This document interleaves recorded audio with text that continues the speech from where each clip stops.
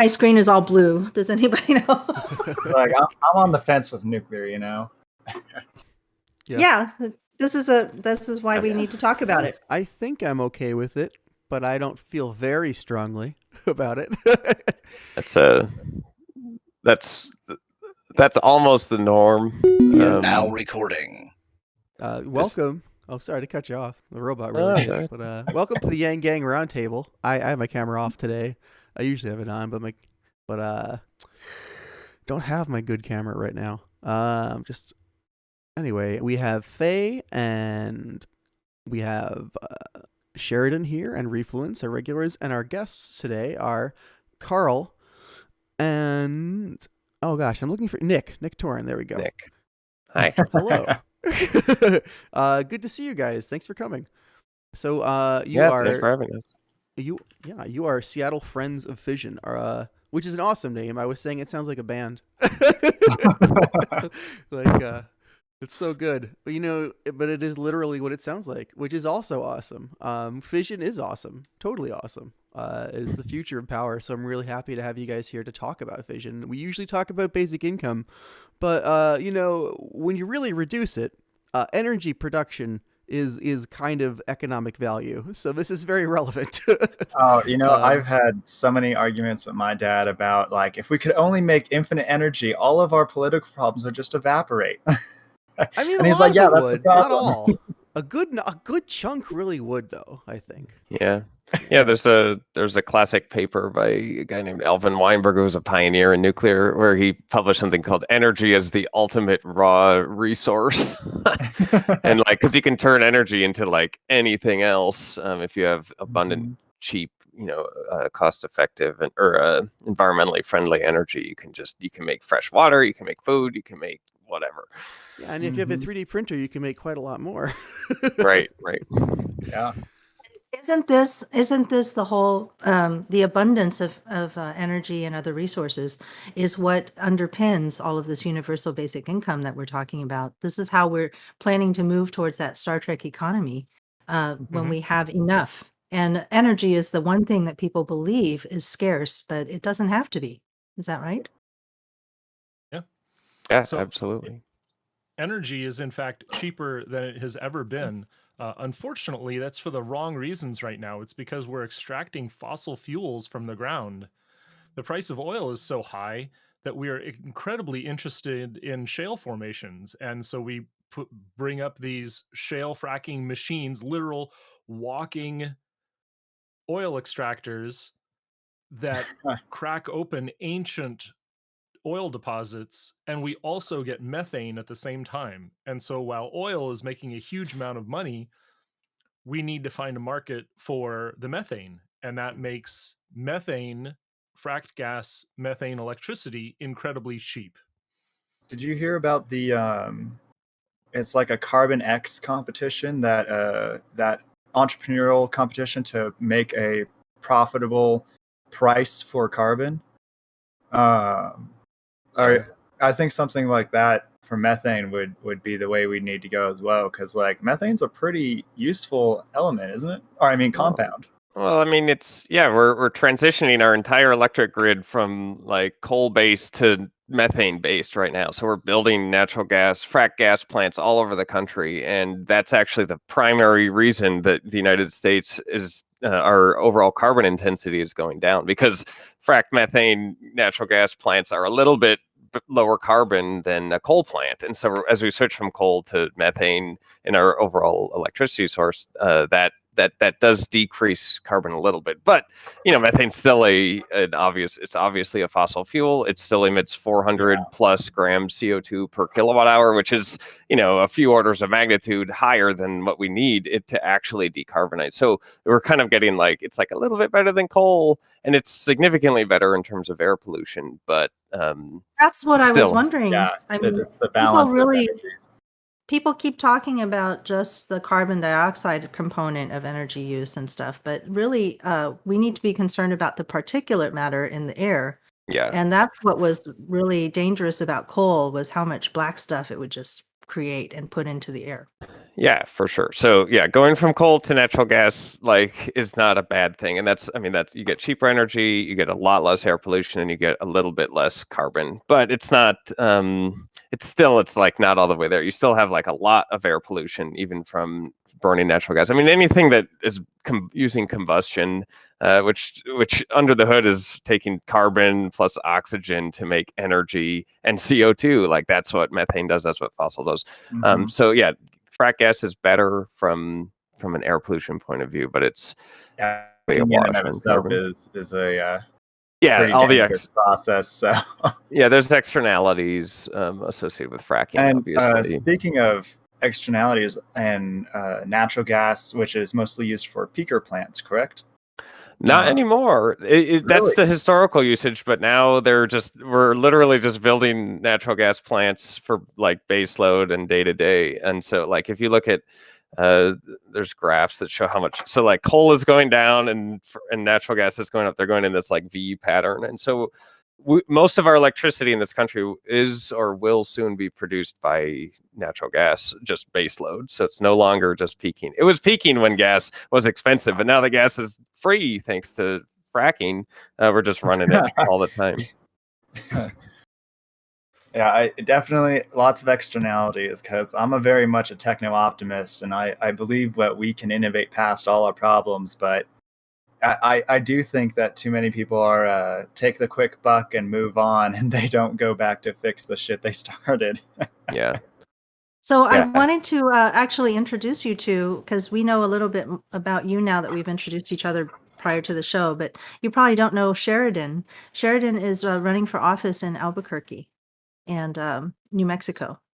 He's Yep. he's looking to become a future legislator for his state. Cool.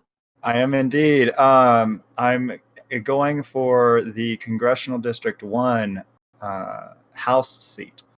So I'll definitely be looking at that power of the purse and trying to get on the budget committee because I believe that our priorities are in the budget. You know, if we want to keep funding the military, well, then we have to have some hard discussions about the capital loss of our own tax dollars and other countries. So that's the kind of stuff I'm going to be talking about. Yeah. Nice. Does New Mexico, are you familiar with New Mexico's power, distribution or mix? I'm familiar with it up to a point. I'm an electrician, so I learned about our grid and makeup at a national level in class, and I've looked at what our state has done.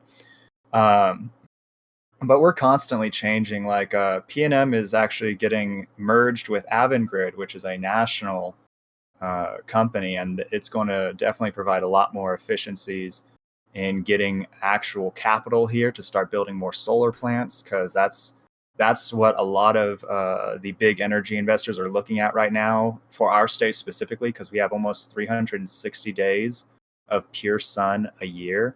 Yeah. So it's we have a lot of sun to give, and people are definitely recognizing that we can probably power the grid with just New Mexico, but the problem is again storage. So I'm definitely interested in nuclear, and I do want to just go ahead and say my main reason why I'm on the fence is as a solution to climate change, which is how it's always framed.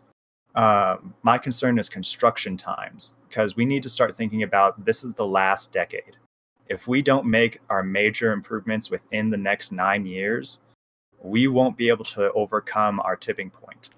I mean, we're well past it, but we still have a small opportunity to beat it. It's going to suck, though. You know?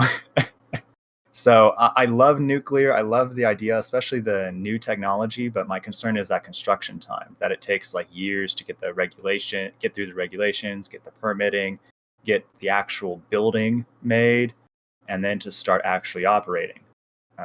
So I'd like to hear some actual experienced thoughts on that. Well, in terms of the best time to take climate action, that was last decade, not this decade, or the decade before. We're going off the cliff as we speak in terms of emissions.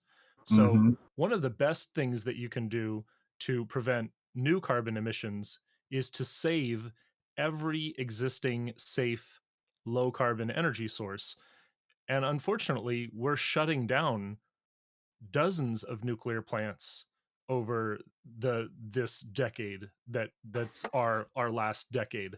And actually, if you look at the IPCC report, 2030 is not the deadline, it's the first benchmark.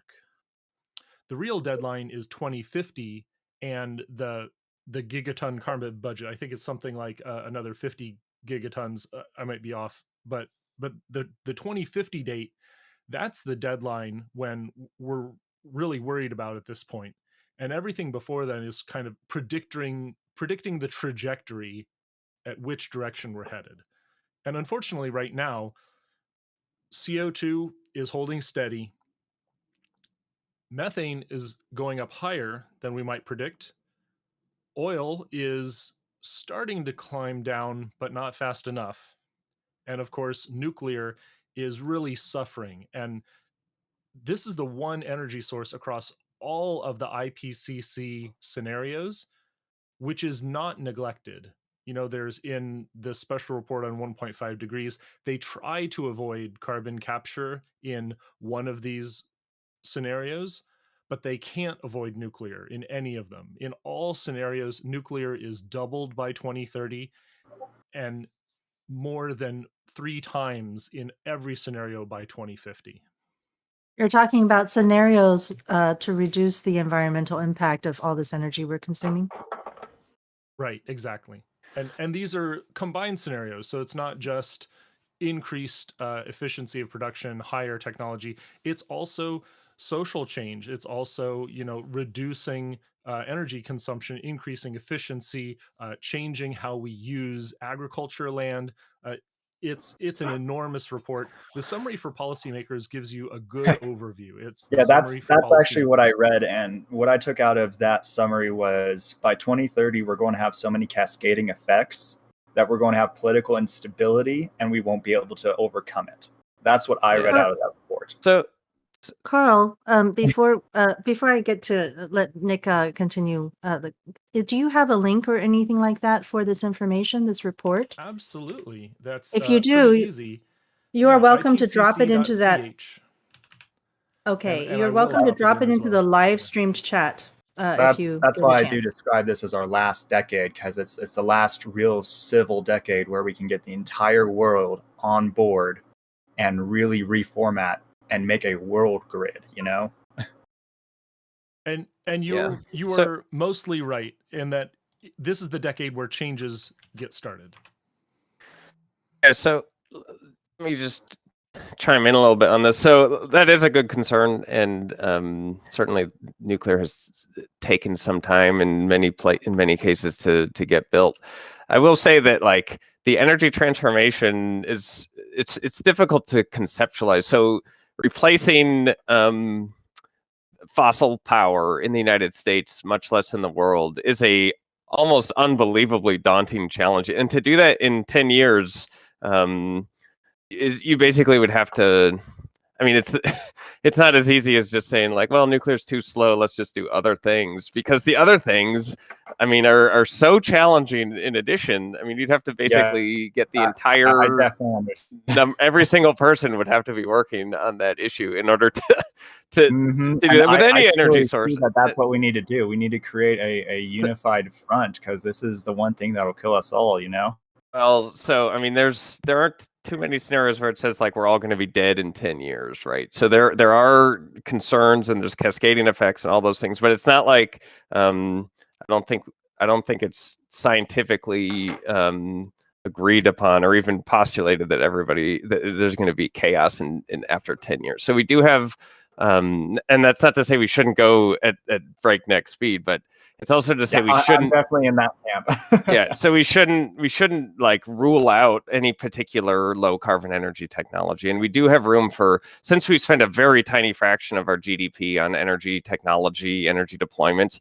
It's not a zero sum game, so we can have a lot of people who like nuclear doing nuclear. We can have a lot of people who like wind and solar doing wind and solar. We can have hydro. We can have geothermal. Mhm. Blah blah blah. There's plenty of room for all of that. We need to be doing all of it. Then in terms of more specifically on nuclear costs. So we've seen through history that the way to do it is like what France did, is that you choose a particular design, you standardize it, and then you build it a bunch of times again and again and again. And so they built, from 1975 to 1990, they built 50 reactors and decarbonized 70% of their electric grid, and it was highly successful. And then they did so by standardizing, serializing. And how And long so did that take from starting with the 15. standardization to implementation? 15 years total from start to finish. That is incredible. If Yeah. we even had the will to do that, I think it'd take a minimum of 25 with all of our regulations and such.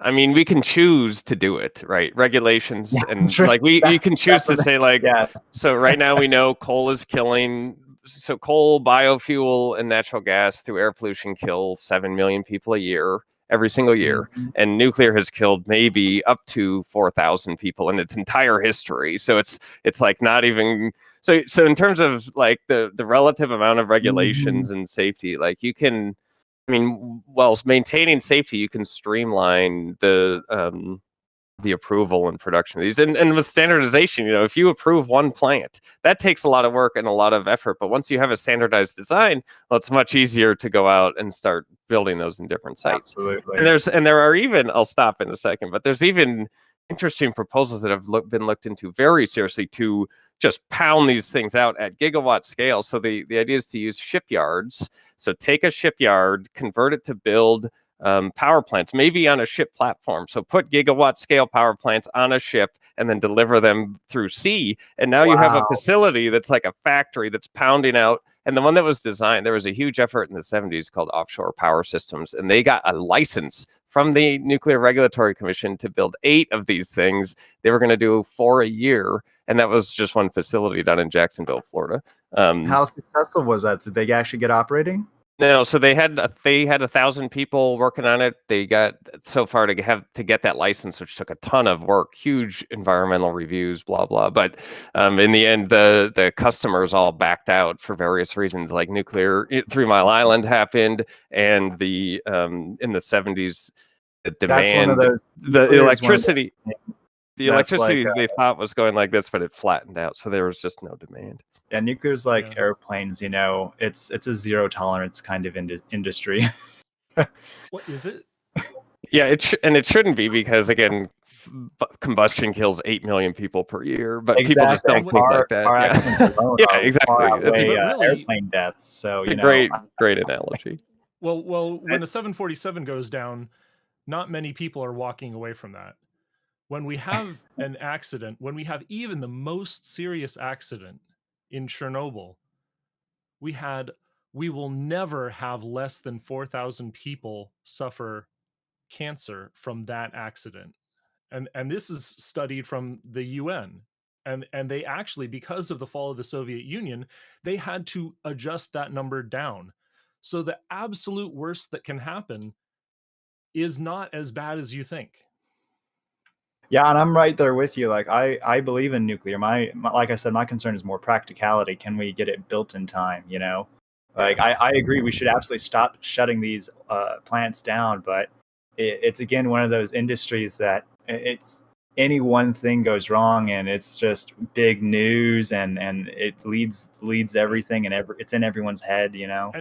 And really, this is probably the last decade which we could restart the nuclear sector. We had a really good shot in the late 70s, early 80s, but unfortunately, we switched from the AEC to the NRC. And so there were a change, not just regulations, not over regulation, but a change in regulations. Have to redo all the plans, have to redesign the clamps. That's when my dad was working at SATSIP. The press raked them over the coals for the redesign of the pipe fitting clamps. But that was because of the changing regulations. It wasn't incompetence. It was you're changing the rules in the middle of the build. We saw this again after 3 Mile Island. We saw this yet again after Fukushima, and with Greg Yatsko at the head of the NRC. We had huge So it's too much changes in volatility regulations. in the regulations during that time. I see. Right. Yeah, and that's So- something that our government really is having a hard time with, is providing that stable environment. Like we keep seeing so much, for lack of a better word, pulpitting, where wants and needs are thrown left and right just so fast and quickly. It's hard to keep pace. And really, I have hope.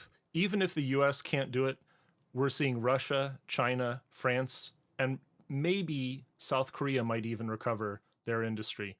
So someone's going to do it. The question is, are we going to be part of the solution, or are we going to be on the sidelines? I think we are going to be part of the solution, especially in this next blue wave in 2022. I've seen so many amazing young progressive leaders that are even more progressive than our current progressives in leadership, to the point that I truly believe that our problem in the 30s to 60s, where we didn't completely remove lead, is actually what's caused a lot of our systemic problems, because all of those kids that were poisoned by lead are now our legislators and decision makers, and they are poisoned by lead. Yeah. So Well, I think we are going to grow out of it. That's just quite the wanted to- hypothesis. I'd like to interject here and just let people know what the IPCC is. It's the Intergovernmental Panel on Climate Change, and it's the United Nations body for assessing the science related to climate change. And for some reason, on their website here, it says that they have a Nobel Peace Prize from 2007 from the Nobel Foundation. Did they actually award it to an organization? Yeah, that was pretty funny. I find that interesting. Yeah, definitely. I thought it don't was know if for that- people. That's cool. Yeah. So I think it's really interesting that that we have so many different people who are interested in improving our environment, but some people will just fall very extremely on one side, and then some people fall extremely on the other side of this particular issue. It feels like both Yeah. sides are very, very concerned about our environment, and Yeah. neither one is filled with bad people.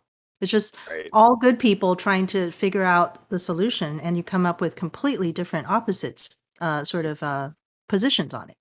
Yeah. Yeah. Nuclear politically is very interesting in that Yeah. it's like not so traditionally falling into one side or the other. Traditionally, it's, Republicans prefer, or conservatives are more favorable of nuclear. I mean, at least in the last several decades. In the early days, I mean, Al Gore Sr. was instrumental in getting the nuclear industry built in the first place. And there was a lot of sort of New Deal type attitudes about, again, having clean, abundant energy being very important from sort of the liberal side. And nowadays, certainly, I think if you look at the left, people are still more concerned in general about nuclear, but it's largely, it's like unpopular across across the political wing. I mean, it's fewer than 50% of people support an expansion. Most people, though, are sort of in this area where they're like, I think I don't like it, but honestly, I don't really know that much about it.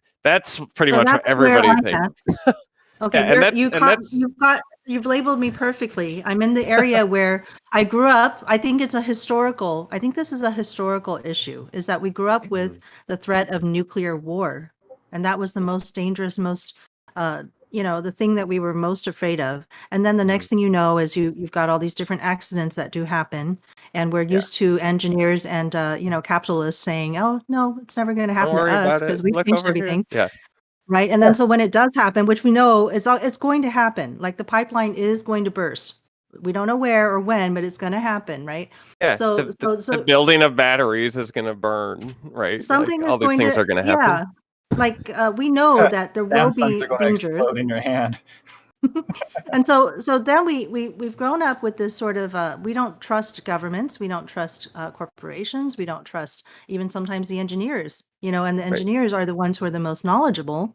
And so it's very difficult to talk to humans in our country now about the changing what we need is new information that is reliable and that we can feel comfortable, like getting our heads around that. Yeah. So maybe you could bring us some of this new information. Like I've heard that there's been really interesting developments in the development of this technology because we all wish that there was a real Iron Man, right? That could, Yeah. produce that. You have your own little individual reactor that you could take with you everywhere, and it just powers everything you need to do. Wouldn't Yeah. that be amazing? I mean, Yeah, that's what are the these things that rover are has. coming down the line? I mean, or is it So- just, too it's incredibly dangerous or what?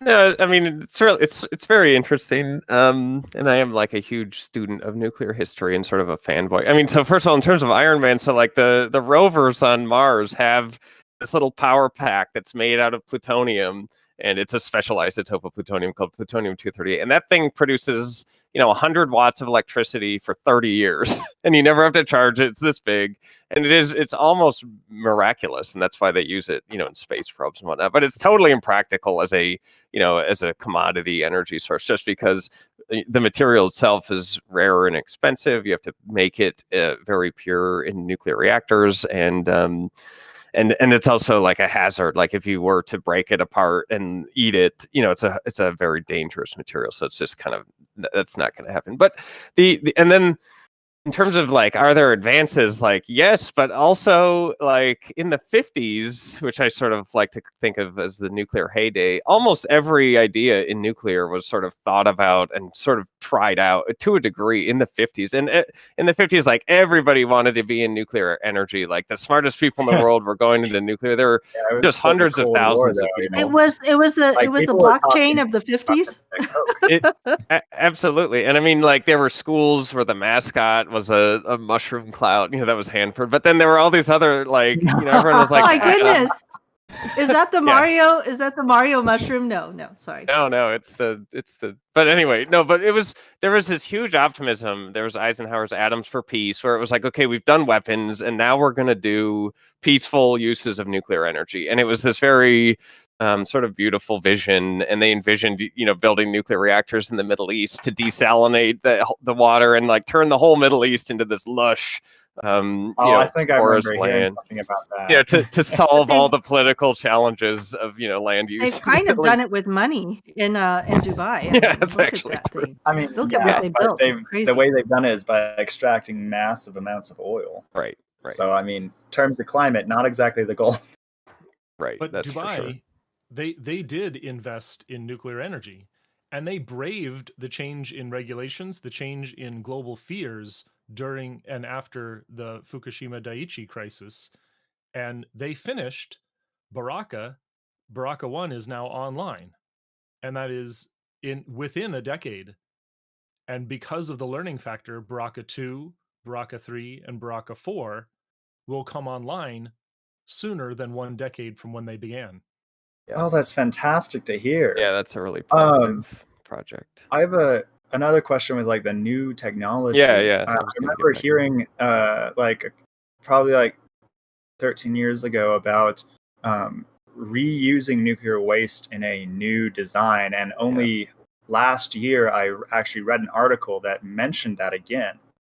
So I was wondering what the timeline is like for us to start reusing nuclear waste. Nothing.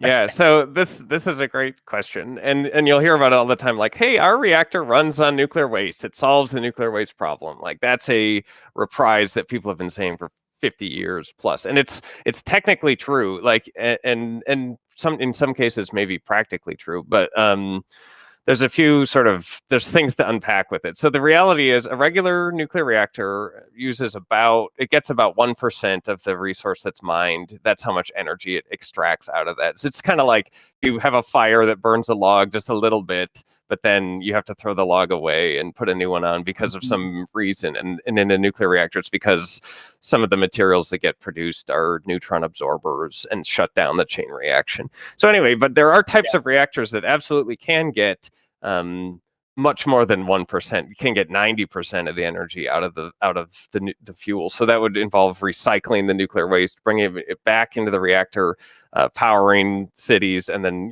maybe going around the loop before finally going off to disposal. And the factoid, which is accurate, is that given just the nuclear waste we have accumulated in the United States, we could run the electricity of the entire country for 100 years.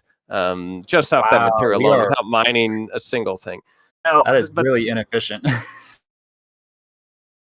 also, like, there's a question of like, does it like, do we need to do that? So there's a like some people will say, well, nuclear waste is an intractable problem, so we have to recycle it or something. And in my opinion, like nuclear waste isn't. It's not.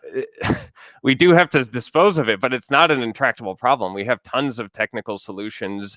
Deep geologic repositories. Onkalo they've been building in Finland. They've been building a nuclear waste repository called Onkalo, and it's like solid science, very stable geography, stable for 100 million years, and it's a totally reasonable way to dispose of this waste. And so, like, if, for instance, recycling nuclear waste is like 10 or 100 times more expensive than just mining it, burning it, and disposing it safely, then we shouldn't wait. We don't need to wait for. We don't need to focus on burning nuclear waste when we have practical solutions to dispose of it. So, in my opinion, we should just get the repositories up and running, get the material into them safely, and then recycle only when necessary. So there's enough uranium on Earth that we don't need to be using this stuff that the waste that we've already Yeah, but created. there is that climate cost of mining and actually getting the materials out still. So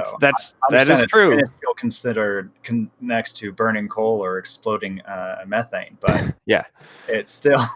Yeah, but there's also a cost of recycling and an energy cost of recycling the material, and you have more liquid waste when you recycle the material rather than solid waste. So it's complicated. And so anyway, I'm sort of a proponent of like, let's just make sure everybody agrees or sees that indeed nuclear waste is a solved problem using deep geologic formations. And then if we start making 40% of the world's energy from nuclear, it is absolutely necessary to recycle it, because now we need to get that extra energy out. And I mean, there's also the concept of getting uranium out of seawater. So there's like a huge amount of uranium in seawater, and we I'm now right have there with you. Like, just collect what we have on Earth, use it, and put it away until we get better innovations. But definitely, from a political standpoint, I'm not going to be able to sell. Let's just dig big holes, because that's been fear-mongered for so much in this state, especially. Like, we're going to be a nuclear waste site like Trinity again. So I mean, like every energy source postulated involves waste in a big hole. Like there's a landfill for every single industrial endeavor humanity has been working on, right? Even solar, wind, all these things have a waste stream. And so to just say like, oh yeah, we will just not touch the nuclear waste issue I feel like it's giving up prematurely. Like we should just solve it. The science is sound. Like let's just get it through. Oh, I'm right there with you. I agree. The science is super sound. I'm saying politically, I'm not going to be able to sell that in my state. Just saying. Sure. Well, yeah, fair enough. I mean, Right. It's not an easy problem. And let's think a little creatively. There's and especially on the left, if you're not a big fan of nuclear weapons, the best nuclear energy is imported uranium. We have friends in Australia and in Canada who are making wonderful ecologically safe mines using in situ leaching. And so the idea that nuclear uranium fuel means a giant hole in the ground, a giant disruption of the landscape and the wildlife, is no longer true. And we have advanced mining techniques. This is how gold is mined in Alaska. This is how uranium is mined in Australia and in Canada, in almost every modern mine. So this is definitely something that we can recover. And as well, if we're using imported materials, that doesn't contribute to the military industrial complex. Yeah, I'm right there with you. Like, we definitely need to start reusing our nuclear warheads as energy instead of deterrence, because deterrent by ending the world isn't a deterrent. Thank you. Thank you for saying that. Just because we need to hear it over and over again. I'd like to actually talk about the real waste problem as I see it. People are thinking about waste as, emissions. They think about things that go in the ground. But the real thing that we've been trying to mitigate is the heat problem, right? The climate change is caused by Mhm. it's caused by changes in heat. and how it's distributed. And so so the question is, as long as we continue using more energy, which we will, if you provide this free energy, right, we're going to use more of it, then well, it's not free, but you know what I mean? Like if we make energy more and more, Yeah. Limited inexpensive, emission, then yeah. of course we're going to use more of it. We're going to just, find ways to exploit it. Bitcoin. And so we're going to find ways to Bitcoin. I mean, I would, I would yeah. argue that we're already at that point with Bitcoin mining machines, like being like at, what is it, 13% of the world's energy usage right now? Not that much. It's getting up there, but it's still less than 1% of the total world energy, I believe. Right. Okay. Energy versus electricity. That's the important one. Yeah. But the real question is, if we're just using more energy, overall, what's going to happen is that heat has to be dissipated from the earth in some way, right? I mean, we're sitting in a Yeah. heat bath with an atmosphere and water and all of this. And so Well- how do we, maintain the environment? Go ahead. But the question of heat and the scare tactic, let's be honest, of saying that anything producing heat is contributing to the greenhouse effect, ignores the science of how enormous the effect of carbon dioxide is on the planet. The CO2 in our atmosphere has the net effect of about a kilowatt per square meter of the surface area of the Earth. And so this is no contest. The waste heat from even the worst coal plant is nothing compared to its CO2 emissions. Yeah, and that's and to understand that better, like the sun is dumping just untold bazillions. I don't have the number in front of me, but it's like Absolutely quadrillions. massive. Yeah, and so what matters, like having even a couple, hundreds of gigawatts of thermal plants emitting that heat into the atmosphere pales in insignificance compared to this just massive fire hose of heat that's hitting the earth from the sun. So what matters is how you tweak fire hose. Yeah, how you tweak the balance of that energy balance comes in, and then there's some of it gets reflected, some of it gets bounced. There's the thanks, Karl. So if we reduce and the CO2, it sounds like changes the that answer is. and stuff. It sounds like the answer from you and Karl is that that the carbon dioxide in our atmosphere, that alone would allow us to if we can reduce it, then we would be able to disperse the heat much more efficiently from the earth, and it would be able to bring us back down to the correct right. It's something that's comfortable for us. It's worth having 500 new gigawatt scale thermal plants if you cut carbon emission by a factor of 10 is the trade-off. So yes. That's perfect. Thank you so much. By a factor of 10 is really not that much.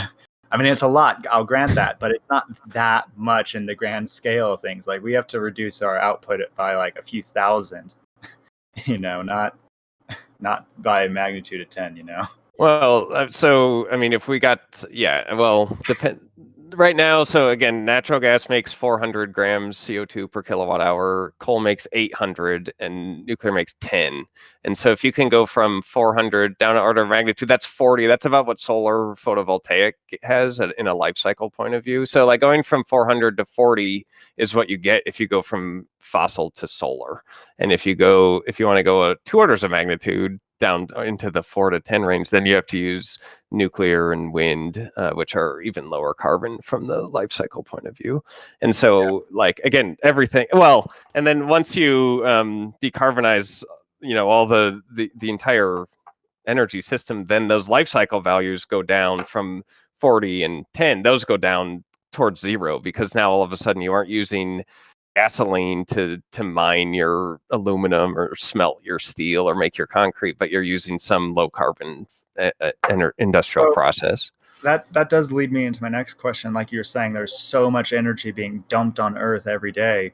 Our real big problem is storage. Is there any interesting nuclear battery designs?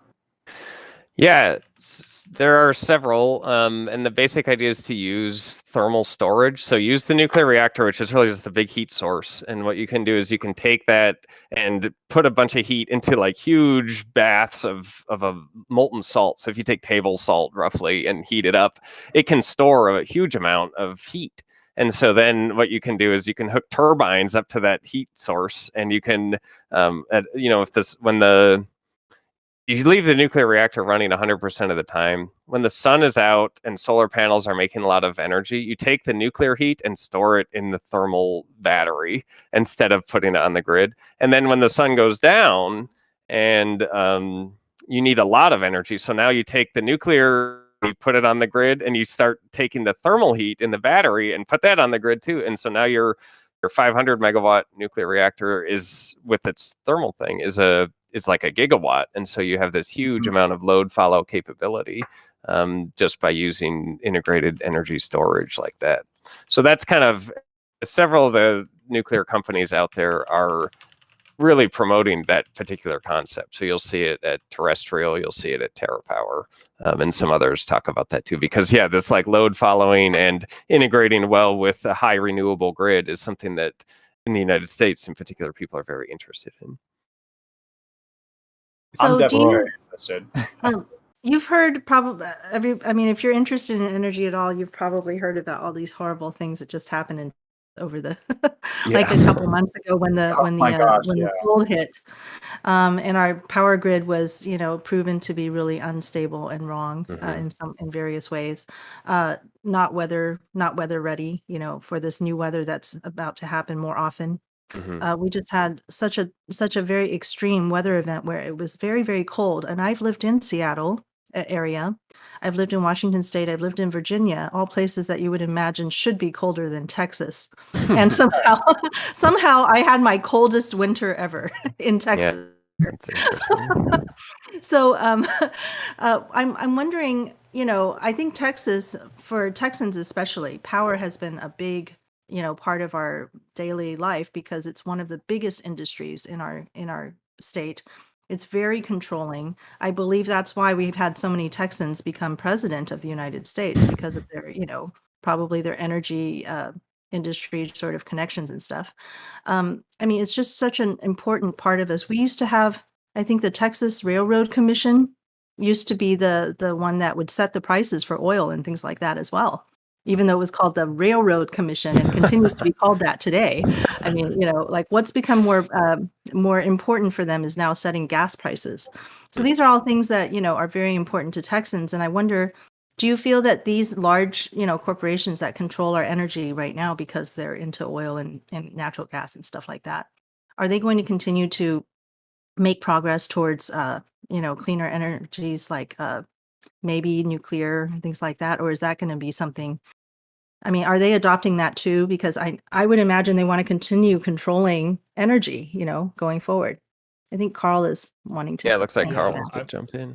I'm hot to get on this. Well, by default, our energy companies have no interest to actually reduce carbon. They have the interests to look good, and so they're going to support those energy sources which help them save costs. That is wind and solar energy, especially wind, and you see that in the Midwest is gas companies that provide natural gas are investing enormously in wind, and they are capitalizing on the investment tax credit. Locally, we have a company called Puget Sound Energy, received hundreds of millions of dollars to build out their wind resources, but they're also importing natural gas. They're building a LNG terminal in Tacoma that 350 Seattle is helping to protest against. There's all sorts of very complex political calculus involved in this. One thing that I think we should advocate for is public power organizations. We have the PSC PUD in Eastern King County, and we're trying to organize within Seattle DSA and other organizations to help support the East Side PUD, or an East King County PUD, that would let the people help influence business, and that's direct democracy. The other option, of course, is we need to reflect the social cost of carbon in an actual price that energy companies will respect. I'm not sure what the perfect solution there is. It's incredibly difficult because if we tax carbon, that's going to tax a lot of working people. In some cases, the tax and the carbon fee and dividend completely offsets that and almost gives working people a UBI because people themselves are not giant polluters. It's corporations who are looking for the most bang for their buck that run to fossil fuels. And so these are both two really good options to put either power to the hands of the people so that we can choose the right resources to use, or actually putting a social price on carbon. Yeah. I definitely agree with the social price on carbon thing. In terms of people versus corporations, I mean, when you drive your car to work or you use your natural gas stove, you are individually emitting carbon. Like it's certainly, and when you use a corporation services like flying in a jet or using their electricity, like you are also involved in that. I hate this. It's the corporations, not the people. Like there's people and we are emitting carbon. Like anyway, but that's sort of. And I love the fee and dividend idea because I'm a very big basic income proponent, but I honestly don't think that I think it would have the same problems as like a carbon tax where companies would just do the bare minimum and evade the regulation essentially. Yeah. Well, we need to do something more bold, like put a bounty on carbon. So like however many pounds of liquid carbon you get paid by the government. It seems to me that that if I were an energy, company, and I was head of an energy corporation, I would want to get into nuclear because this seems like something ideal for very large organizations that have a lot of money already, to sort of own and control them. I mean, I can't see, individuals banding together and then like owning a nuclear plant together. But I can see, a giant corporation. That's another idea, yes. But I can see these giant corporations they already have the money. All they have to do is say we're going to build one, and then they just own that thing, and they can control the regulations. Like they could lobby for all the whatever regulations they want. And just I just don't understand. I'm like, why wouldn't they get into it? No. No, I mean, very idealistic if they were all obsessed with nuclear. Karl, what? Oh, okay. Well, I'll quickly spit out. In Washington State, we do own Columbia Generating Station. It is a co-op of 27 PUDs. And sneak peek, I think the Seattle Friends of Fission is going to get to talk to the CEO of Energy Northwest in May, in some point in May. So keep an eye on our meetup page and our Facebook page, and we're going to post that event. We've got several events coming up. But yeah, so the other question is, what happens to our existing nuclear plants and why are they shutting down? They're being shut down because fracked gas is extremely cheap. And I think that we should band together, step in, and stop those from being shut down and decommissioned for financial reasons. We need to have some mechanism of public ownership that will, it'll be fair, because let's be honest, if you don't make it fair, it's a huge political fight. Even though they're corporations, it'll be a huge fight. But we need to take public ownership of nuclear plants that are safe, that have a extremely potent benefit to the climate.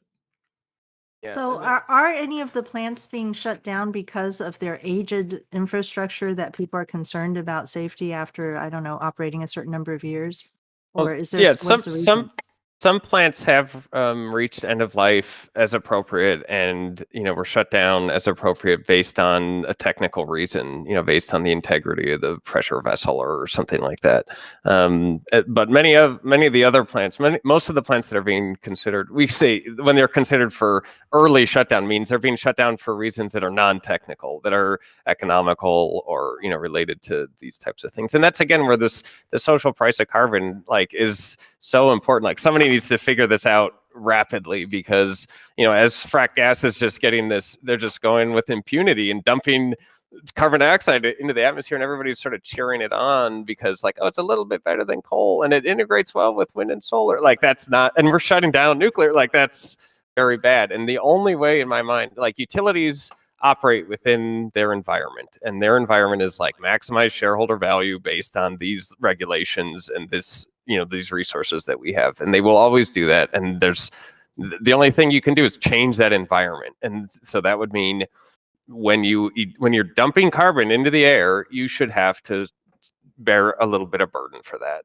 And like that looks like either a carbon price or something that like, I don't, and we need to do it with some urgency. Like, and even if you don't totally politically agree with how it's done, like we're talking about, earlier we were saying in 10 years, we're all dead if we don't do this. So like, we're going to have to, give some concessions to maybe even political opponents. If it puts a price of some kind on carbon in some way that dissuades people from dumping carbon into the atmosphere, that's what if we're most going to of us need. die in 10 years, we'll probably end up, using less energy. I mean, fair enough. Yeah, Sorry. dying is one of the most. Well, I won't. No, that would be not a good solution. The solution to all debts. No. Okay, so I feel like when you talk to me about this carbon dioxide problem, right? It feels to me like if I understand, the way I understand it is like changing your blanket. It's like when you're sleeping at night and you're too hot, maybe don't use that really thick silk blanket. Maybe just switch over to a nice little thin cotton one. And I feel like that's what we're doing is when we pump the carbon dioxide into the air, we're changing the air itself, and we're changing the blanket that we're under when we're here in our universe. So that's a great analogy, and it actually is sort of poignant because there's the complexity and challenge of it is like when we use natural gas to keep ourselves cool today, like literally, like we turn our AC on and natural gas and other energy sources are keeping us cool. And so like in the immediate, it's like we need to consume energy to keep ourselves in either warm or cool based on our preferences. But on the longer term and at the societal level, the CO2 is like the big heavy blanket that we don't really feel. And so that's like a big challenge because it's like individual versus collective action and understanding. That winter storm this year, I directly blame on climate change. There was no way Texas was going to have that bad of a storm. I mean, when you look at the weather map of that event, it was a superstorm. Like the entire continent was covered, practically shining sea.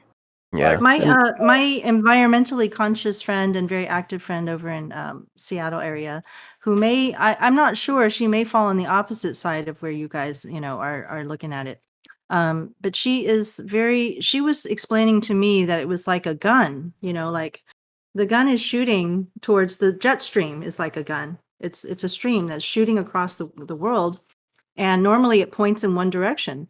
But because of the wobbling of the climate is unstable. So that gun can shoot now wildly in any direction. And it just suddenly, happened to shoot in our direction. And boy, was that cold.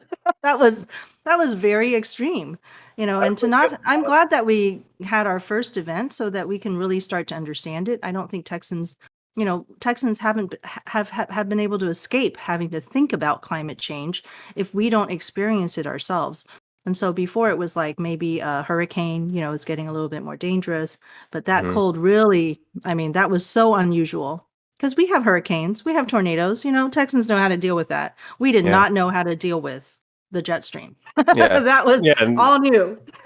And none of the equipment was weatherized. I mean, the nuclear plant there, one of them doesn't even have a building around the turbines. It's just like turbines out in the field, like which is never done because they said, oh, we didn't feel like building the building because it was going to cost a little more, and like it never snows here.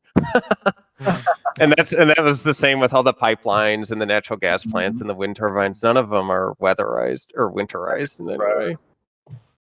Well, you would think that maybe engineers in Texas don't know how to do this stuff, but they do, and they've been recommending. They've been recommending it over and over. We've talked to some people who came even on our podcast and let people know our engineers have been telling them this for years and years and years, and it just hasn't happened because of other considerations. But I wanted to say hi to Ariel, who just showed up. Hi, Ariel. I don't know if Hi he's. guys. Are you ready? Yeah, Hi. I forgot we had one so early because we usually don't. So, right, but we have Right. today. We had refluence who got up at 6 in the morning to come and talk Oh, to us from wow. Hawaii. So we've got Shale Great from job. New York. Shale is joining us from New York. Refluence is joining us from Hawaii, and Ariel is in California. So this is truly, American event right now. Bands like multiple time Oh zones my from gosh.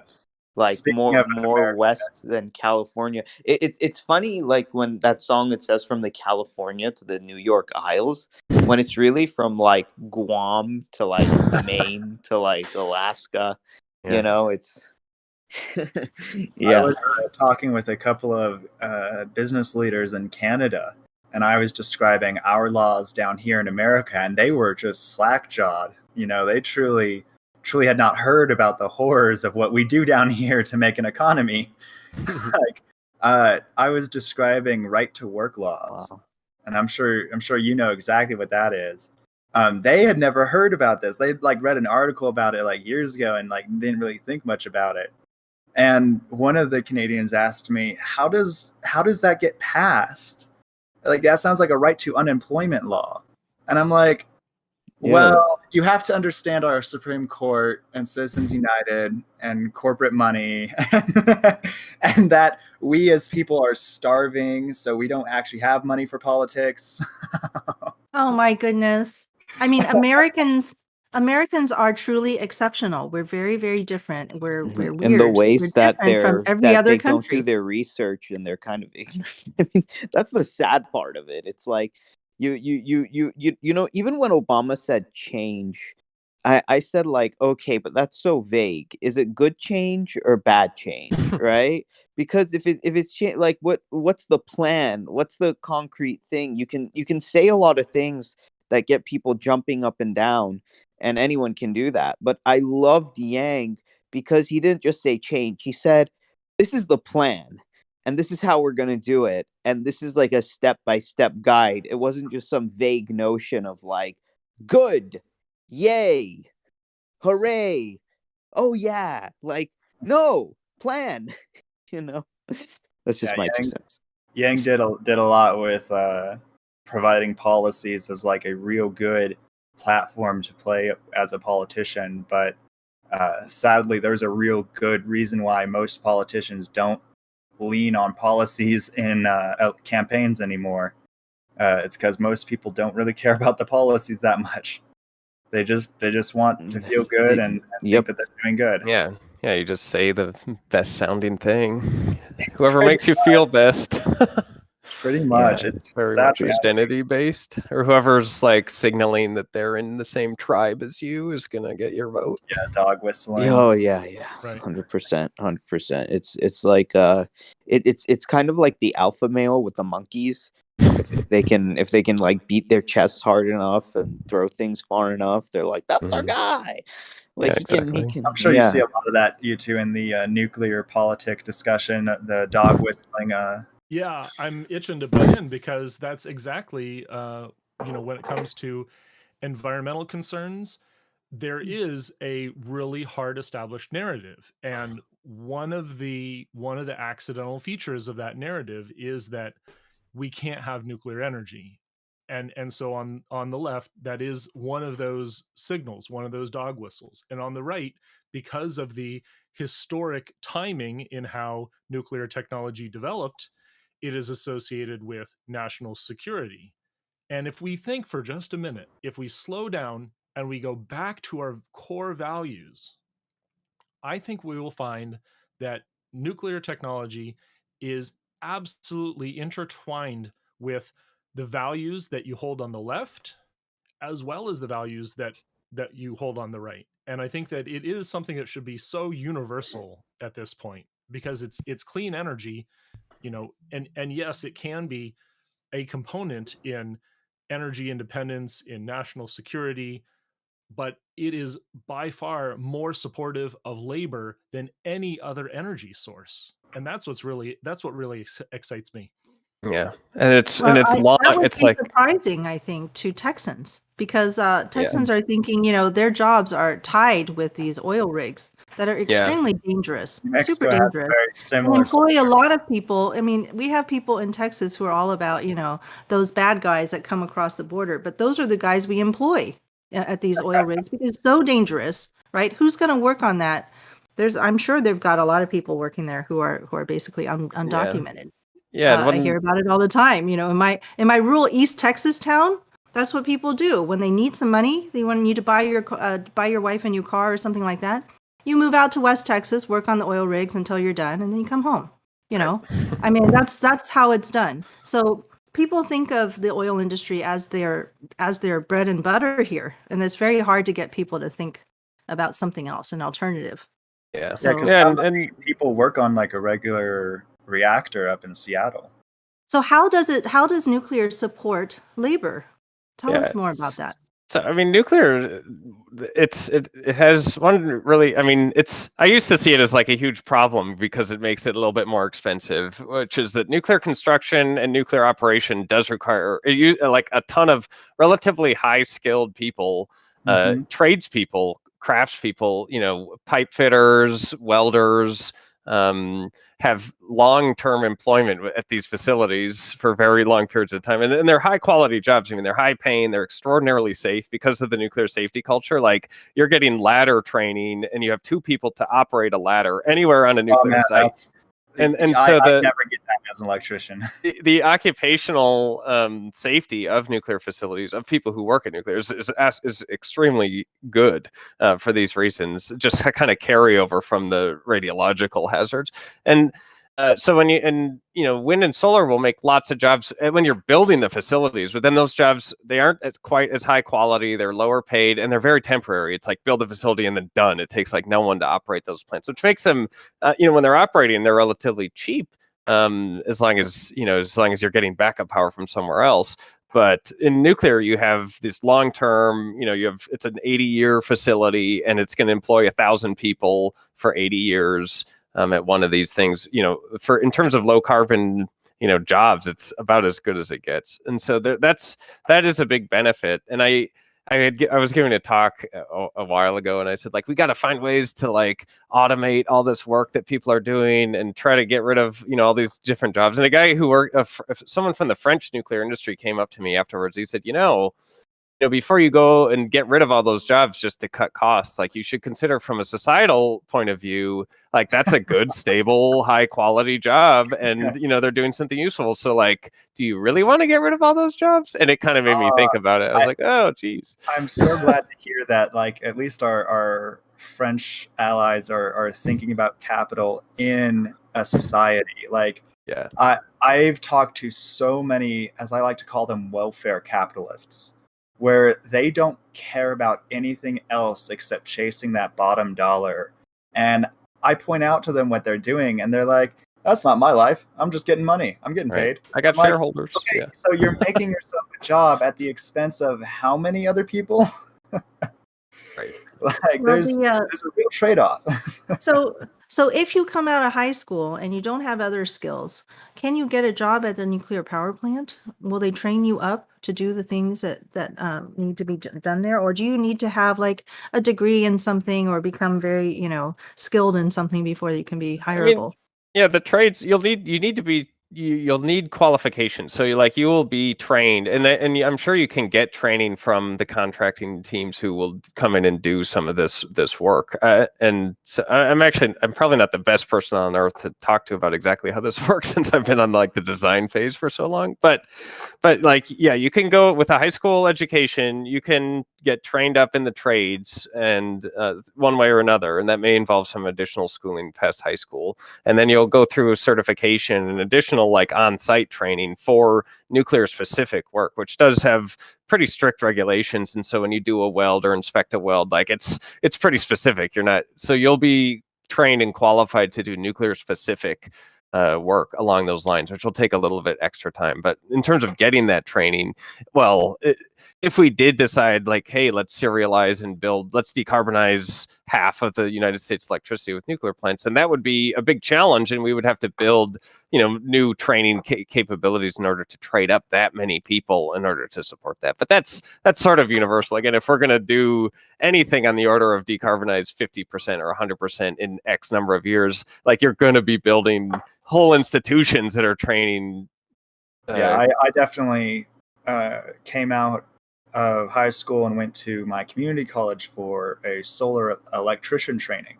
Nice. And that's pretty. I definitely understand what you mean by when you are building these plants. They're temporary, middle income jobs, whereas nuclear facilities do require all those extra regulations, and they are paid a lot more because just the whole project is a lot more in a larger scale, to say.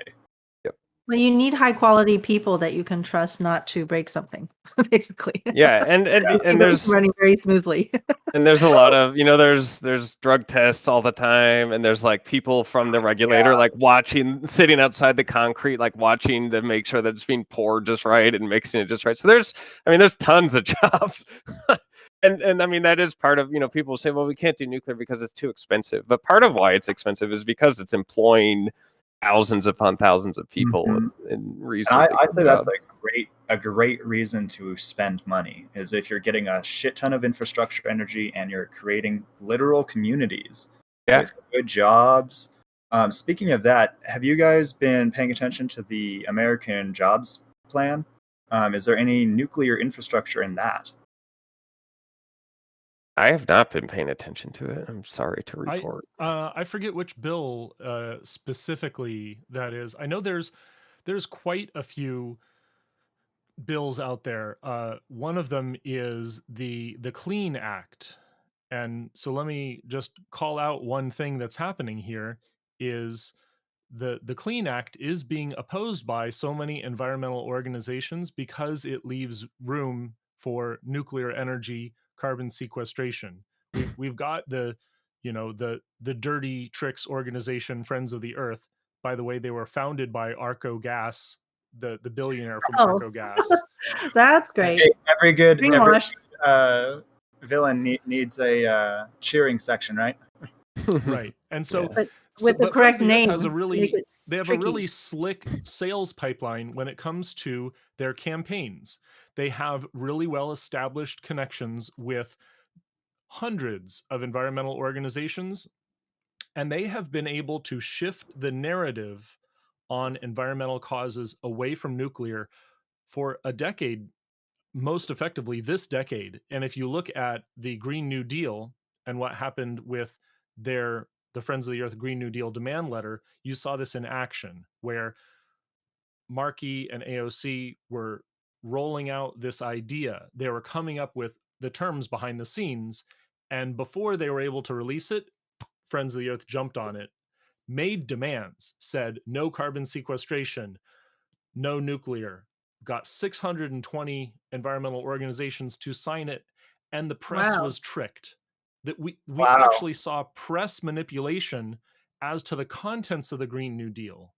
This really sandbagged that legislation. Even though it was non-binding, it had enormous opponents in the Senate, and it didn't pass. And I think that's in part because of this controlled opposition that organizations like Friends of the Earth sets up, where they really pit environmentalists like myself and Nick against the rest of the pro-environment field. Yeah, and that kind of cynicism, like, that's an exact example of, like, you don't care about climate change, like, you say you do, but you don't, because you are preferring your particular soapbox over, like, whatever, some climate action, because you, like, just don't like that particular form of climate action. And that's like high cynicism, and it's very common.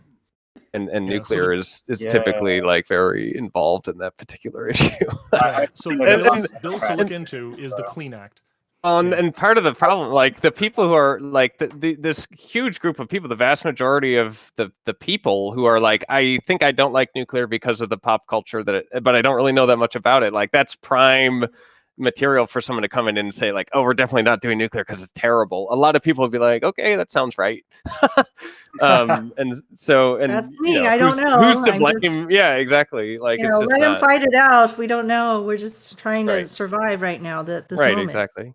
But I'd like to actually take this more international because we are so weird. You know, we could talk about how we are all the day long and how Yeah. to convince other people in our midst. But let's take a look at what are people doing in other countries. Do you know where this is working better? You know, Yeah. or maybe Well, places where it's not working well. I don't know. Tell me about some other places. yeah, so America is it's really not working in like the West. So Europe is so United States. We tried building a couple big nuclear power plants down south, and it didn't go well. They're going to build two of them. Two of them got canceled, but they're like way over budget, and it's the first one we've built in 30 years.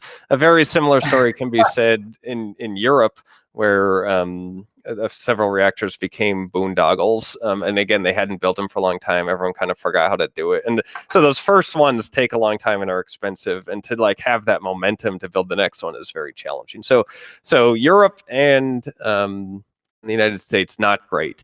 But then when you look at places like China has 16 nuclear reactors under construction. They just turned on their first fully indigenous technology. It's called the Hualong 1.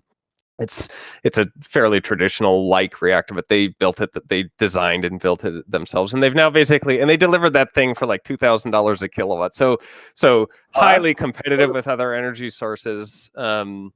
And they're just, and so that's kind of the whole nuclear industry has kind of shifted to like China and Asia. Now Russia also has a design that's called the VVER, and that thing has been serialized as well, and they can pound those out relatively effectively. And they are selling internationally. They're in talks with like Nigeria. You know, Nigeria is going to have 500 million people by 2050, and so like the energy demands in that kind of an area. Dang, I didn't know Nigeria was so populous. Yeah, well, it's not yet, but it's just, yeah, they're at like I think they're in the 100 or 200 range, but they're going to 500 like real There's quick, some of which the is best, kind of crazy. And so yeah, the best immigrants that are coming over to the United States and to Canada are Nigerian. So Yeah. so many Yeah, Oh my so God, excellent, so many very big excellent people. graduations out of Nigeria. Yeah, yeah, the average age in Africa is 17 or 18. So this is a nation that has just gone through a medical revolution that allowed fewer infants to die. And so this is, you know, the next population wave is already here. And what we need to do for these people is to give them energy so that they can have the power to make family planning choices. And that's going to prevent a population backlash boom, is by giving energy choices. We help people you know, not need labor in order to fill their lives with productivity. yeah. So yeah, so then Karl mentioned earlier the United Arab Emirates just built 4 big reactors. They did that by partnering very strongly with South Korea. South Korea arguably are one of the best reactor design build people on the planet. They're right up there with making China. the next ITER for fusion. I think they're on that team. The next one after the one in France. I didn't know about that. Maybe, I don't know. But anyway, but unfortunately, even though they have like the ultimate reactor design team and capabilities, politically nuclear has become very unpopular in South Korea. So like it's just another sort of tragedy. And like Wow. some nuclear advocates are like trying, you know, saying like, hey, let's go to South Korea and like help shift the narrative. Like let's help them on the political side. But you know, it's hard to influence a country. We need to be outsiders once you get there first. Yeah, It takes exactly. a little while to really. Yeah, and then the other country I just want to mention is India, which is quickly becoming a pretty good nuclear developer. And their industry is also totally indigenous. Like they didn't import it from somewhere. Well, they did at first, but since they're non-signatories to the Nuclear Non-Proliferation Treaty, like it's really difficult to have any like collaboration with them on peaceful uses of nuclear. So they've kind of been going their own for a while, and they're pretty successful as well. So those are kind of those are the hot seats. Another, I mean, Japan, Hitachi in Japan is like another unbelievably good reactor deployment team. Like if you wanted to decarbonize rapidly, you get like China, South Korea, and Hitachi in Japan to go out and build reactors around the world. Like it'd be awesome. In fact, in Texas, there's a site that had a complete license. Like it's called the South Texas Project. They were ready to go. Like they had a complete license to just begin work on this reactor, which is called an ABWR. And like the Hitachi people could just swoop in and build it, but they're not going to for various political and economic reasons. I know. And now the license expired. But anyway, Who so are those the teams. Hitachi? Who are the Hitachi or Hitachi or? It's just a Hitachi is a company. Japanese corporation, one of those very large mega corporations. Okay. I thought Yeah. like it sounds like a Native American name. Sorry. What the heck? Like, is this some indigenous like Japanese tribe? Okay, like No, I just meant the company. okay. Yeah, Like, it's just a large what was corporation gonna- which dominates, sort of the economic development of Japan and South Korea. Whereas I come from originally Taiwan, which is completely dominated by very small and medium businesses, which I find just completely very, very interesting, very different from the other these other countries. And So I've lost touch with the story in Taiwan, but there's been some. They were going to shut down their entire nuclear fleet, but then it became very unpopular politically as well. I think after Fukushima, but then like there was some wavering. I'm not sure exactly where that ended up, but there's an interesting nuclear story in Taiwan as well. yeah, I usually look up, what's happening in Taiwan every time we talk about practically any topic. The reason is, of course, not only that I'm interested in it and I've been there, my family is there, all of that, but Taiwan is so tiny, but comes up with a lot of really good ideas. And we have a news, like in our country, we listen to news from all over the world as a matter of fact, like just everyday living. All the people, we watch news from all over the world because we don't create a lot of drama and news in our country. Like we have a lot of, like we have our basic issues with politics in Taiwan and things like, how do we govern our own country? But we watch this, and then we take in all the best ideas and resynthesize it into something that works for our country. So, I feel like, but then none of that information ever comes out to the West, the way I see it. Like we even had Taipei 101. This is the engineering feat that we had. Taipei 101 was a 101 floor tall building. It was the tallest building in the world for many years, I think after the Malaysian towers and then before Dubai, right? So in that period of time, it was like, I don't know, a decade that we had the tallest building in the world. Nobody here even knew about it. Nobody heard about it. Have you heard about it? You're living in Seattle. I've heard about it. Okay, well, in Seattle, right? When I actually met the engineers that worked on the what do you call it? The earthquake. We have earthquakes in Taiwan. They got world's tallest building, an earthquake. Yeah, the seismic. Yeah. Okay, the seismic engineering that happened to make sure that the elevators in the building would stay intact during an earthquake event was made by Seattle engineers. And I talked to one of them and they said, oh, is it called Taipei 101? Because we had like a secret project code for it. And they never even knew what the name was after it was completed.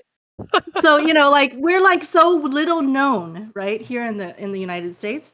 That's why I feel like it's important for me to like at least make a connection now that I have a podcast. Yeah. And So I can bring some of their solutions. Yeah, there's four operating or operable nuclear reactors in Taiwan. There were two others that were under construction, but they got canceled, I guess is the story there. I have a good friend who I've worked with for years who comes from Taiwan, and he went back there for a while and then came back after the projects got canceled, I believe.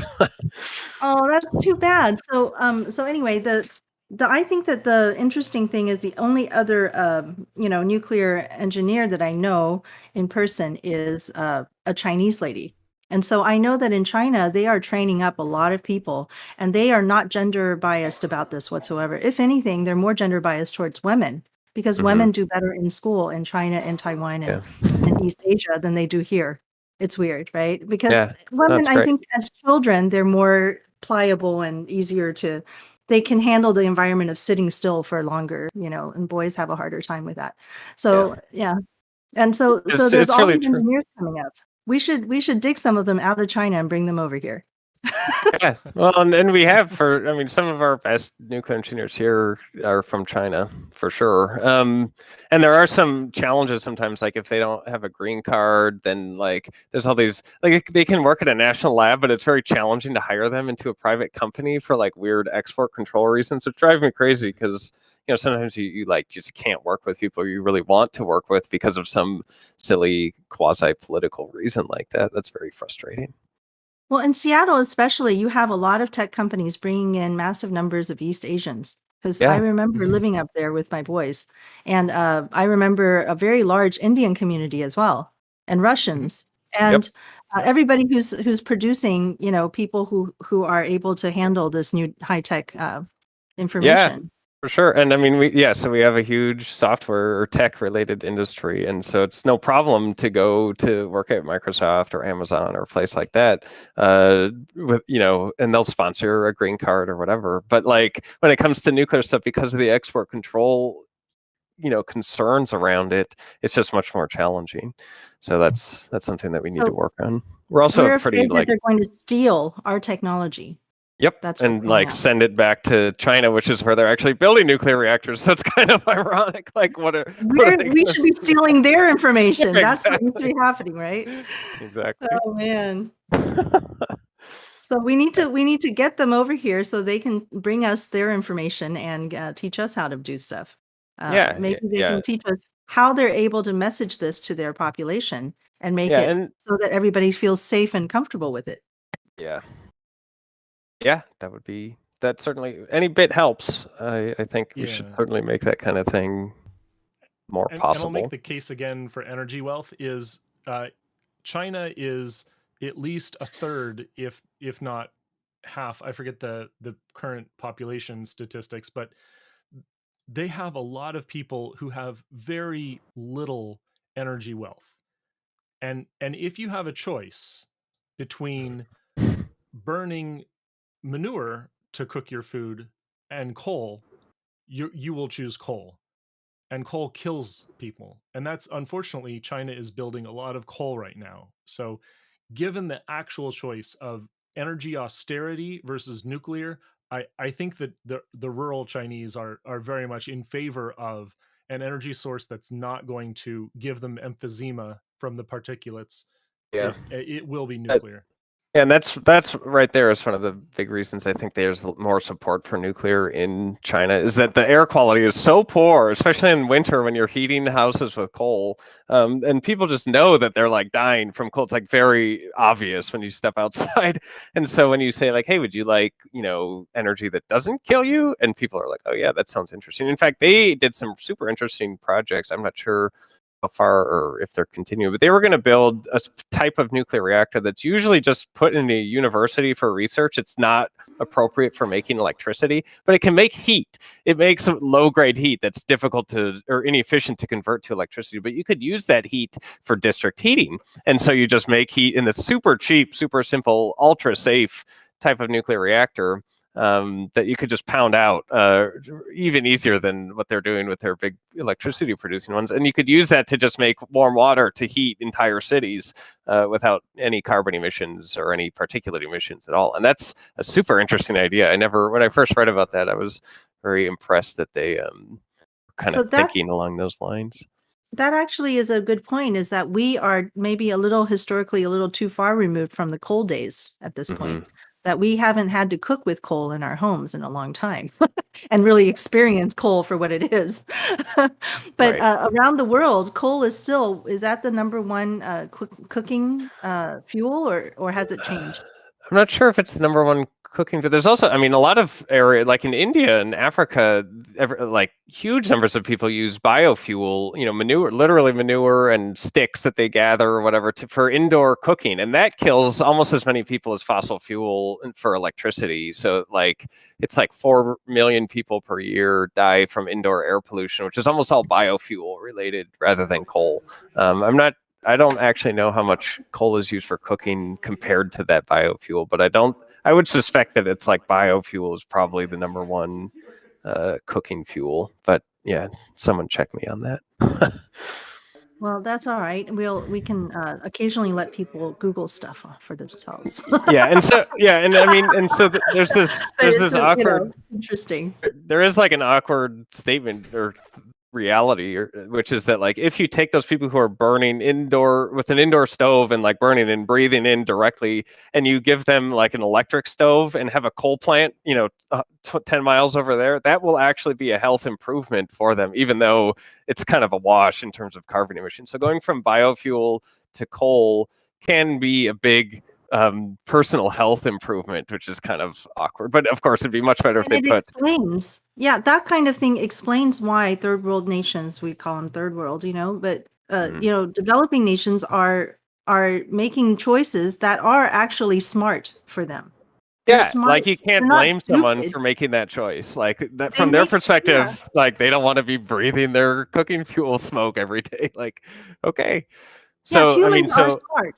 Even if Yeah. they live in a poor country or they live somewhere else, there's people are smart, and they have to consider their circumstances when they make these decisions. So yeah. when we go in there and we say you should do this, it's not very respectful sometimes. No, yeah, no, that's definitely not respectful. Well, and I mean, not to like continue on this like super unpopular point of view, but like Oh, making charcoal, like we were in the late 1800s, we were using charcoal for everything. And to make charcoal, you cut down 10 trees and you burn some wood in another piece of wood. And so it takes like 10 trees to make one tree of charcoal. And we were just absolutely decimating all the forests of Europe, and they would be completely gone if not for coal. Like coal came along and saved the forests of Europe by getting us off of biofuel charcoal. just And chopping so down trees. yeah, Wow. and so not to, again, I'm not saying coal is good, but like coal was better than charcoal for sure. And it like Yeah. really did say it was like it's prevented an imminent environmental disaster and then caused another one through air Caused a pollution different and one. climate change. And so now it's time to get off of that. That as well. reminds me of playing Minecraft in high school. You'd cook up like 3 logs just to get one piece of charcoal. Like, I Yeah, can cook my exactly. iron now. I literally told myself not to mention Minecraft, and then there you went. Oh no! Can I divert? Because we have this Go ahead. great Minecraft-like educational game that's developed in Seattle called Eco, and you can check it out at play.eco. That's a whole domain, play.eco. It's made by folks called Strange Loop Games here in Seattle, and I've been playing way too much Eco lately. So if you're interested in starting an Eco server, shout me out. You can find me on Discord. But I'm going to take this opportunity to say I've got to go very soon and join a work meeting. So thank you so much for having the Friends of Fission on. And really, Nick is one of our best experts. He is an absolutely fantastic speaker and has just a wealth of knowledge that has educated me over the last 5-6 years when I started to really get into thorium and nuclear energy. Is Nick has taught me everything I know. Well, that's actually where I was going to go, and is ask you guys about thorium next. But I'm so glad you were able to join us. Are you able to stay a little longer, Nick? Yeah, I can stay. I can stay a few more minutes for sure. Okay. I can stay we till were 11. Well, thanks excellent. For, So thanks yeah. for this, Carl. If you got to go on, I'd say thanks. Yeah, for thanks, coming on. Carl. Thanks for I really organizing. appreciate- Yeah, I'm going to listen I in as long definitely as I added you can. as a friend. I gotta Yeah, tell Carl, you, Can you give us your like a sign off of some place you'd like people to reach you with the Seattle Friends of Fission? What is the Seattle Friends of Fission? Yeah, Seattle Friends of Fission is so far an unorganized climate activism group that is supporting nuclear energy. And you can find us on Facebook. Just look for Seattle Friends of Fission. And you can also look for us on meetup.com, and you'll look for events in the Seattle area by Seattle Friends of Fission. Mm-hmm. Okay, thank you very much. And Seattle Friends of Vision with Karl, really doing a ton of great organizing has been really fun for me because, I just kind of came across them at one of their events and started chatting, and they said, well, you sound interesting. And so they started like organizing events that I was able to participate in. And I've had tons of fun, like, and interacted with all sorts of people around Seattle and now virtually, thanks to Seattle Friends of Fission. So it's been really a great experience. And I've had, and in Seattle, you know, which is even more sort of anti-nuclear than most places, it's been really fun to kind of get in there in a bar or something, give a talk, and have someone like scream at you, and then try to like bring the crowd around. Anyway, it's just been. Well, I don't know that they're more against. I don't think they're more Guys. against. I think that what is going on is they're more passionate about the Yeah, environment. yeah. They feel If- entitled to be able to speak about it. Yeah. If the Seattle Friends of Fission are to appear at a bar, I am just doubly sure they're a band. When I see the announcement, like, Right? what are you doing tonight? I'm gonna see the Seattle Friends of Fission. They're dope. A rock band, of course. They just, Yeah. No, anyway, but no, Karl, thank you so much for organizing this, and I won't hold you up anymore. But I'm gonna have to definitely rewatch this episode. It's so full of information. I really appreciate it. Karl needs to also. Do you want to give us a Twitter handle so people can just have conversations with you? Yeah, it is Karl Alex Pauls. Karl with a K. So you can find me on Twitter at Karl Alex Pauls. And Nick is, of course, What is Nuclear on Twitter. Yeah. That's me. Used to be like an organization account, but I decided to claim it since me and the organization are pretty much the same. You do all the hard Right? work. Why not? I'm going to listen in and put my logo up here. So, All right. Thanks, Karl. yeah, thanks So- so much.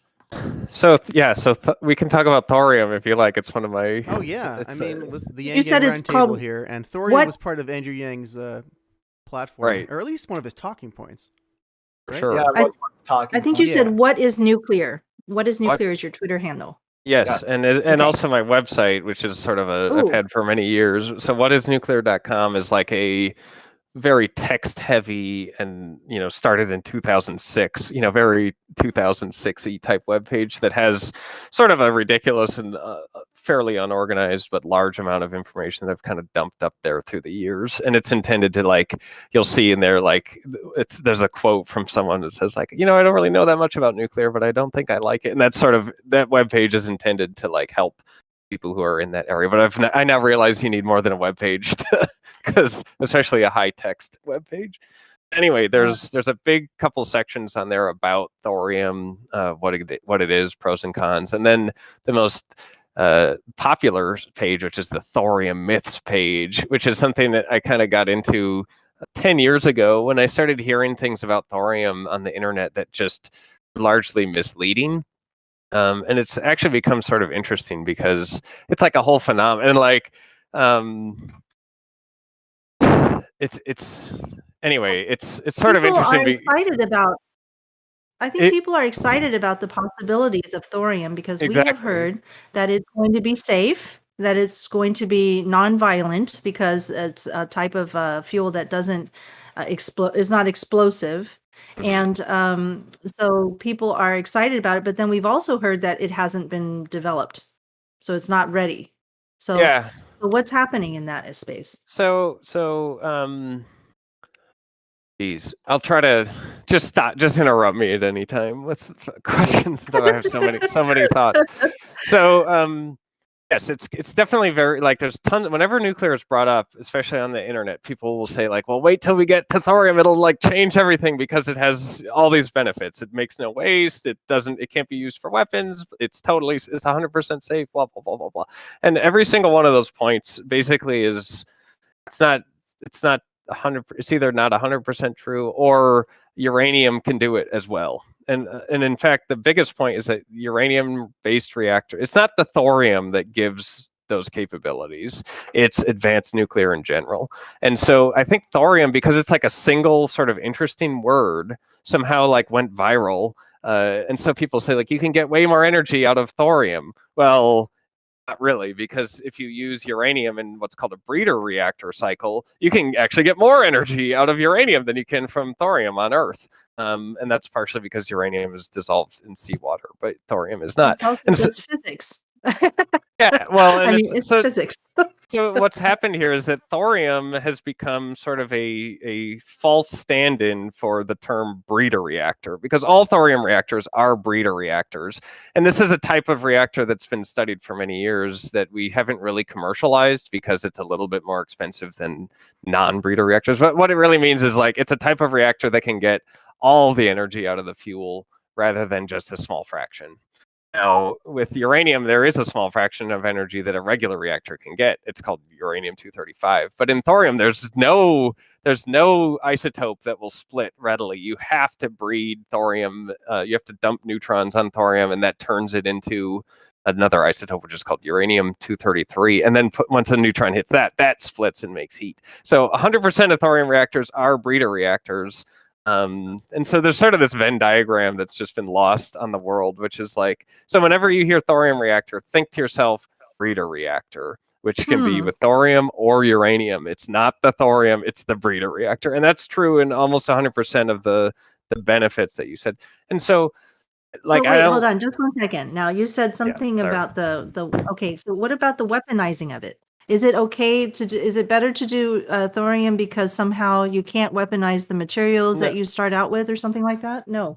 That one's actually just straight up false. Like you can weaponize, if you make a nuclear reactor that uses a chain reaction, somebody can go in there and do some chemical processing and make nuclear explosive by concentrating the fissile material. It doesn't matter if that's a thorium-based reactor or a uranium-plutonium-based reactor. You can absolutely make nuclear weapons if you steal the facility and break through all the military guards and everything. So, that's just, average people make explosives out of Molotov cocktails. I mean, out of very basic alcohol or whatever it is. Yeah, exactly. So every reactor, regardless of type, it needs to have safeguards and inspections from the UN IAEA. So there's the people who come in and they make sure that they track where your material is and find out where it is, and you sign and they check a box and say like, yes, this person is not diverting material to like sneak in some nuclear weapons. And that's true for thorium reactors and that's true for uranium reactors.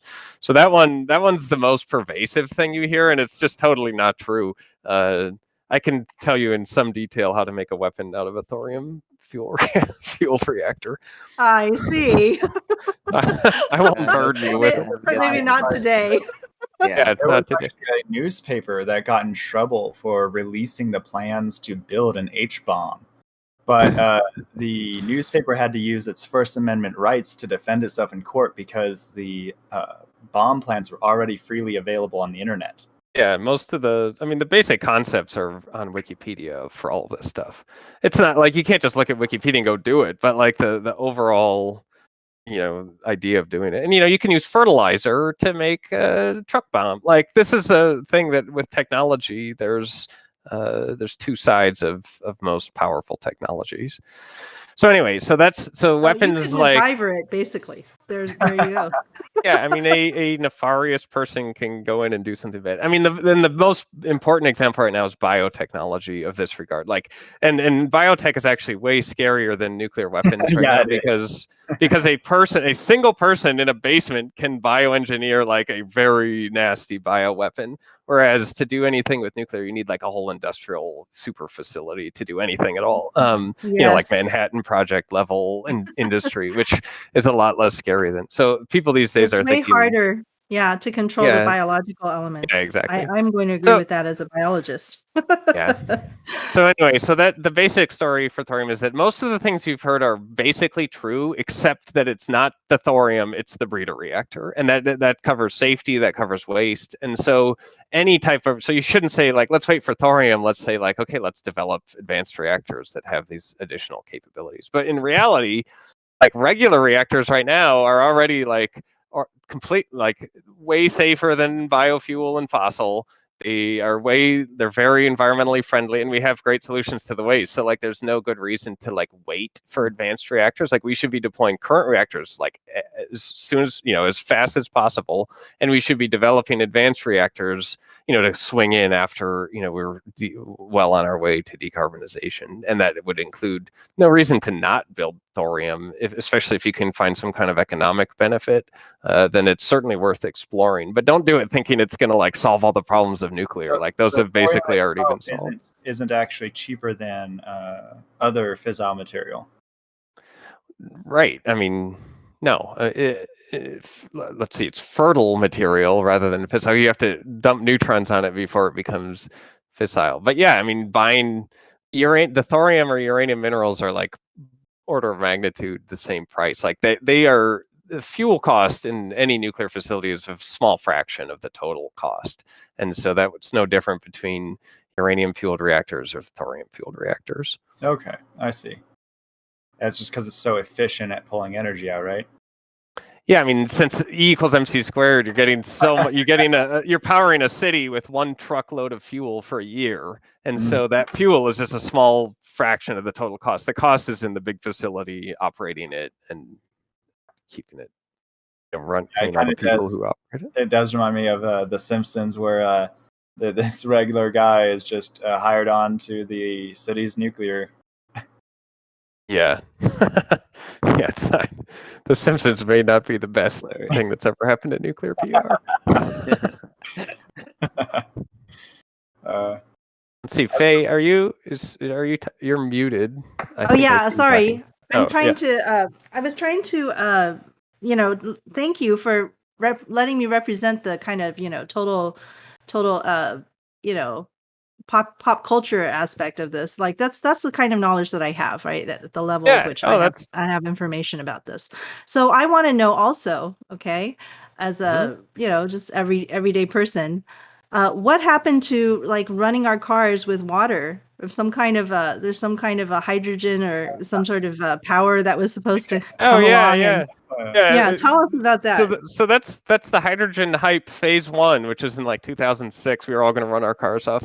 So I mean, if you take a water molecule and put a bunch of energy into it to break it up into hydrogen and oxygen, and then store them in a fuel cell, and then put that in your car, and then let them recombine in your car, you can power your car, and it just makes water. So the like waste is water. So you're like just making water. But of course, that's not true at all, and it's always been totally misleading because it's the energy that you put into the water in the first place to split it up.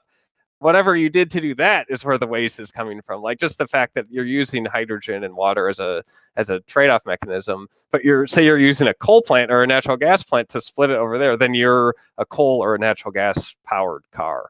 So now if you use solar power to make hydrogen, now you're a solar powered car. And if you use a nuclear power plant to make hydrogen, you're a nuclear powered car. So hydrogen is like electricity or a battery, and that it's an energy carrier.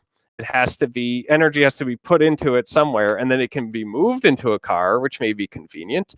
But it doesn't. Isn't it's not also like hydrogen like explosive? Like to have that in a car would Well, be kind of weird. so I don't understand. Does that work? There was one chart that I saw, and it was about energy versus volume, and it had like all the batteries, all the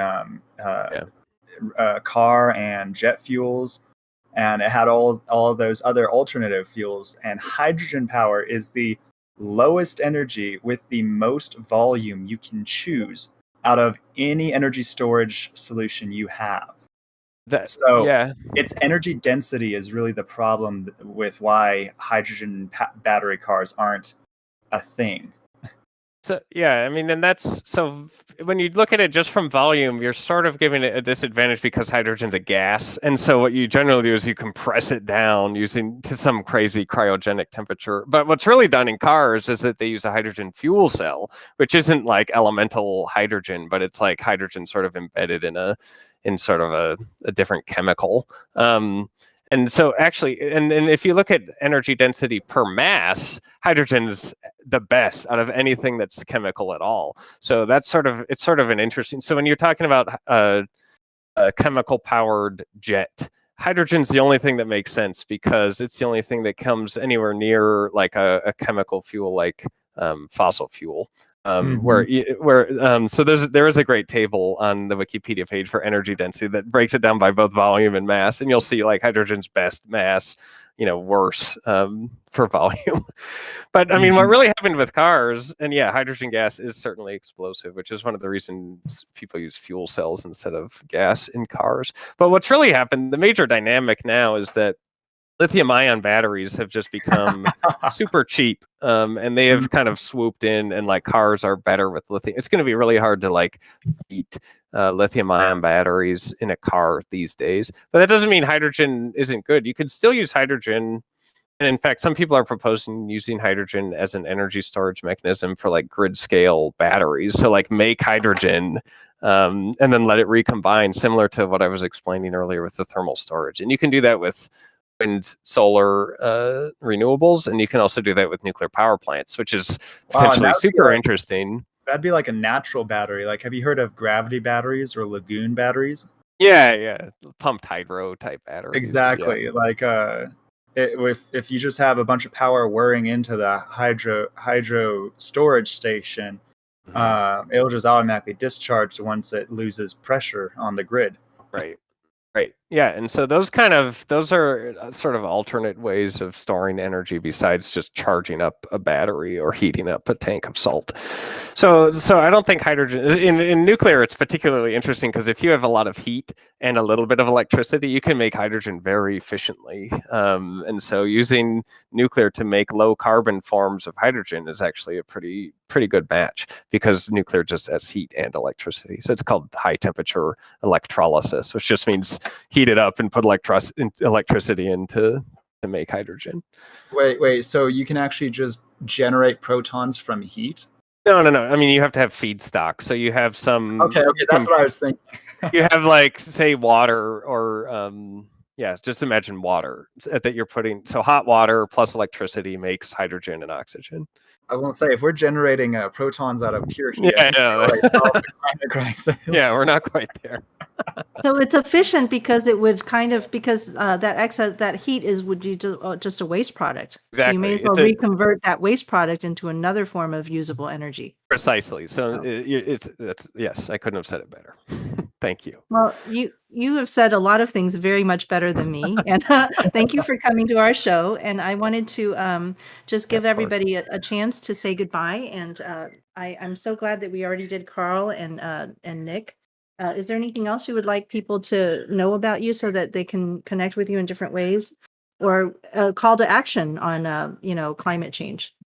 Oh, yeah. I mean, thanks so much for having me. It's been a pleasure. You can probably tell I'm enjoying myself. I would say, like, find a way to price carbon in a way that is appropriate and equitable. Just look up more info. If you're interested in nuclear, there are a lot of, like, pretty good bits of information out there. And I guess just, like, talking about it and saying like, I heard it might not be that bad, let's look it up, or getting people, because I can't convince anyone to like nuclear, but I can convince people to like go look deeper into it and look up and do some of their research. And I hope that people will do a little more of that, because I think if they do, they'll find that it actually has a bunch of positive attributes to it. And as mentioned, things, if you think more, the longer you think about something, the more positive you start to feel towards something. If it's a good thing.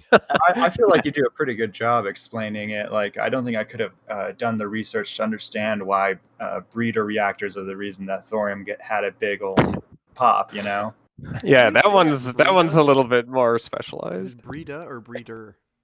Breeder, like it breeds new fuel. Is it's an old term from the 40s actually. But it's like it creates more nuclear fuel than it consumes, which sounds crazy, but it's because it's converting. So I wasn't sure. Was it like invented by Charles Breeda, or does it? Right? Yeah. No. Yeah. Good question. Yeah. So anyway, I think it's really interesting that you were able to come to our show. I want to give everyone a chance to say goodbye. I'll just start off. My name is Faye Koo, and you can find me on Twitter as @PalestineMath, because I live in Palestine, Texas, and I'd like to make America think harder about things like this.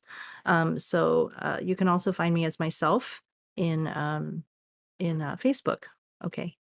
How about let's go to Ariel. Yeah, so I'm Ariels on Twitter. So you can I once in a while post my drone photos on there, and you can also find me on youtube.com/revolutionary thinking, and I just dropped a new Ariel the Avalanche episode about 2 days ago.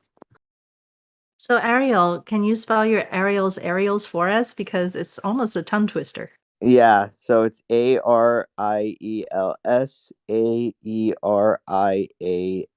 That's how you spell it. And that relates to your drones that you have. Yeah, You're it did, and then working I said, on some drone photography. I just passed the test for my Part 107 license, and I just printed out the temporary certificate for that, and then the actual permanent card, which will render the temporary obsolete, will come in about, like they said, 3 weeks. So that's really exciting. Super exciting, yes. How about you, Sheridan? Thank you, Faye. You can find me on Twitter at Lund Sheridan, and my official campaign account is at Lund2022. You can also check out Lund2022.com if you're interested in donating or checking out my platform. It is a 5-point plan for economic recovery. And I'm so glad to have talked with Nick and Karl about the future of our baseline demand and what that needs to look like if we are to have a chance of coming out of this climate crisis. All right. I hope you get to be part of that new legislation in the future. Honestly, I hope it passes before I get there. Like, I would like to That's see the true. Green New Needs Deal to and move. the Clean Act passed. So Definitely you've need. been calling on Twitter to for everybody to check those out and to lobby your Congress people yourself. Call your Congress people and tell them what you want them to do.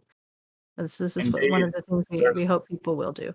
there's a lot, especially in this jobs plan. It's a $2.8 trillion package, and it's the way it's written is it's so open to change that we could still push in recurring stimulus checks. We could reformat our energy grid expenditure. We could do a lot of things, but we have to tell our leaders, Very good.